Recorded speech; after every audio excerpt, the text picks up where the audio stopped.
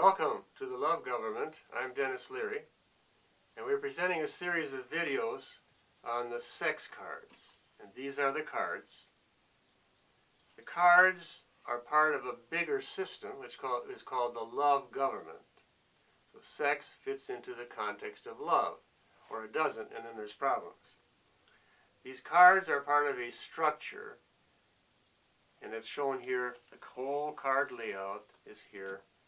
These cards are also taken from a book which is at the website, and it tells a story as we go along, and it's a game because you have to overcome obstacles as you go on this journey.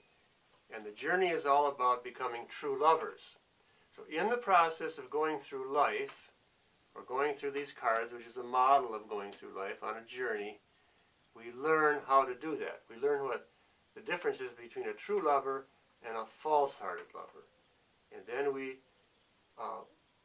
incorporate that into ourselves, so every time we go on these journeys, play this game, or gather here, we learn more how to do it. And we invite into these, this is like a ceremony or a ritual or a game or a program, and we invite not just ourselves, but lovers from all time and dimension to come in. So it's like a sacred ceremony, which was very commonplace in the love culture of, say, our origination 100,000 years ago, East Africa, when we were innocent and it was obvious that we were designed to be lovers. Today we have remnants of that, say in church services, sometimes in some kind of political ceremonies, very fleeting traces of the love culture. Because basically our culture is 99% anti-love if you look at its operating premises. This card is the 15th card in this whole structure that I'm talking about. It's only one of 52, and it's called the body. And it's referencing the lover's body, which is all of reality, and then we reference our body as part of that. And that card shows up here as the Ace of Spades in the card game.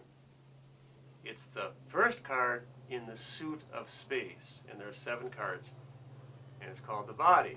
We start with the body. There are 7 spaces in our body, in our consciousness, in our being, in our self, according to this model.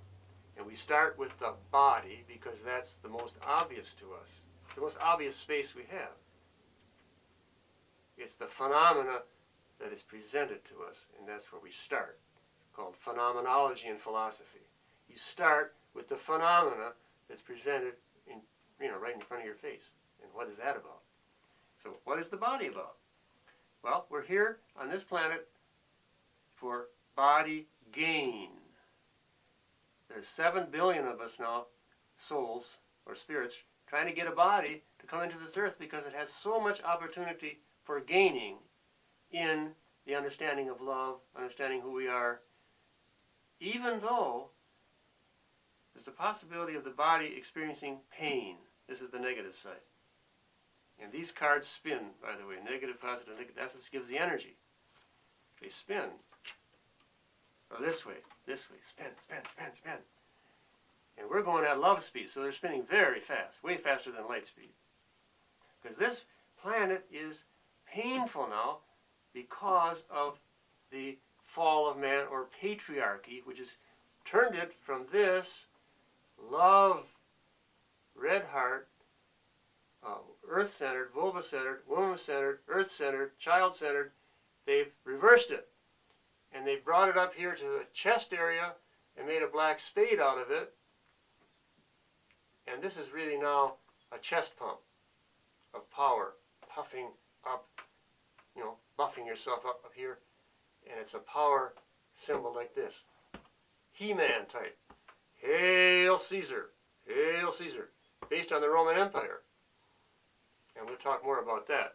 But see, this is a power system. It's a power over system. It's a pyramid scheme that crushes people at the bottom and tricks people into thinking when they get to the top, or near the middle, they're going to have it made. But like the poet says, when you get to the top, you find you're out, you're at the bottom.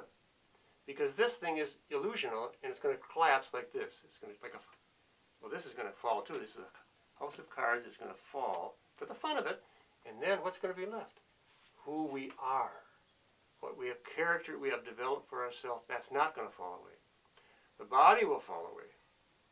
But we'll simply move into the greater lover's body. Now let's look at this in terms of sex cards. These cards are all very sexy, but they have a sacred sexual message to them. So this card has as a man or a woman, it's ambiguous. Let's say it's a woman sitting on a white horse, holding again in her vaginal hand, this is a symbol of the vagina, a penis, ejaculating penis because the leaves are coming out of, and there's a red ribbon up, and it's going through a wreath, which is the vagina, and she's wearing a wreath. He or she wearing a wreath on her head, and there's 6 of them. It's called the 6 of. So there's a lot of sex going on, and it's in a love context, the way we interpret it. And on this side, see, if you don't have sex in a love context, it's going to be something else, and that's what this represents. And it's going to be painful eventually. So sex, if it's not in a love context, will slip off into perversity. Perversity, which is like porn, is a money-making deal, objectifying people, and then you present sex that way, and you corrupt the culture that way, or you associate it with power. Sex becomes associated with power, and then it becomes this thing, patriarchal power, and it's bam, bam, thank you, ma'am. So you make the woman or whore, the man, whoever, an object of power, and you use it for advertising, or it gets all mixed up, confusion, if it's not understanding with love. And that love has to be sacred love, and that's what we're doing here. This is like a sacred ceremony, and we're tapping back into the love culture in a broad painting brushstroke way. 100,000 years ago, East Africa, by the big lake, in the tropics, when our species was young, gathering on the water well or the streams of water, the trees would grow around that. That's where the people had their sacred shrines, their groves, for their living quarters, etc. And that's where they engaged in what they engaged in. And most of what they did was engage in sacred sex ceremonies, because they didn't have much to do. That was their recreation. That was their cultural focus, and that's what kept the world going round. That's why they were protected in all the dangers of that environment, because they had a deep love, spiritual energy, which they constantly reenacted in their daily activities. It would be weird to us, and we'd be put in prison if we tried to do that in our culture today. But in that time, there was no prisons, there was no armies, there was no killing as such, no killing of animals yet. It would come later. And therefore, they were protected with this spiritual type, physical, loving energy. Now, we in our culture have lost that almost totally, like 99%. That's why we're in such a mess, because no one or very few true lovers are left to keep the love current going. But that's where the love government arises, to once again recover what it meant to be a true lover. And then if you do that, the culture will follow suit. So it means changing your thinking, changing your language, changing your practices. All of these are radical acts, and we'll get into them as we go on, which are not popular. They go against the grain, and they will incur the wrath of those who feel threatened or insecure about it. But we need to do it if we're going to save ourselves, save the planet, restore the planet. Now, we may not care. That's a choice we make. And that's going on even as I speak. These energies, we're dealing with energies and information, and we're dealing with love energy. The source that the love government goes to is called the lover, or love, personified. Now that our origin of that, when that appeared on this planet, it was 200,000 years ago. That doesn't mean we have to go back there.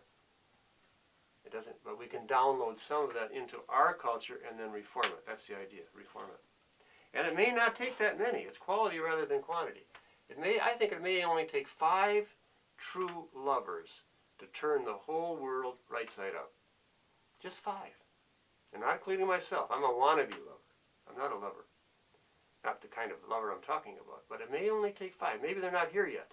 But maybe they'll be attracted by this video series or this garden setting. Maybe they'll come in and they'll change the planet. I think. Maybe 1 person. 5 can do it, I think.